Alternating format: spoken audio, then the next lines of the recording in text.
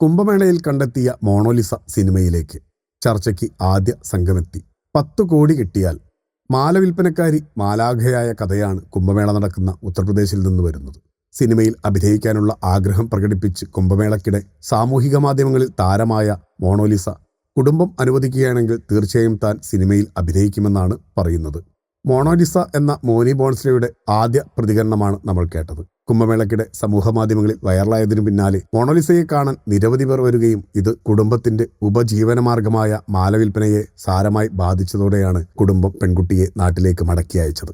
കുംഭമേളയ്ക്കിടെ താൻ അസുഖ ബാധിതയായെന്നും ഇത് മാലവിൽപ്പനയെ ബാധിച്ചുവെന്നും മോണോലിസ കഴിഞ്ഞ ദിവസം ഒരു അഭിമുഖത്തിൽ പറഞ്ഞിരുന്നു. 10 ദിവസം കൊണ്ട് താൻ 10 കോടി രൂപ സമ്പാദിച്ചുവെന്ന പ്രചരണങ്ങളെല്ലാം പെൺകുട്ടി തള്ളിക്കളഞ്ഞു.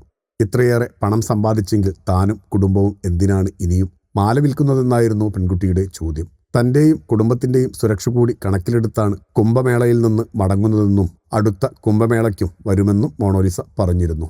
എന്തായാലും അതിനു മുന്നേ നമുക്ക് ബോളിവുഡ് ചിത്രങ്ങളിൽ മോനി ബോൺസ്ലെ എന്ന മോണോലിസയെ നായികയായി തന്നെ കാണാം. ഫിലിം കോട്ട്. നിങ്ങളുടെ കരുത്തിൽ ഞങ്ങൾ ഉയരുകയാണ്. സബ്സ്ക്രൈബേഴ്സ് 10 ലക്ഷം കടന്നിരിക്കുന്നു. സ്വർണ്ണ തളിക നേടാൻ സഹായിച്ചതിന് നന്ദി. നിങ്ങളും ബെൽബട്ടൺ അമർത്തോ.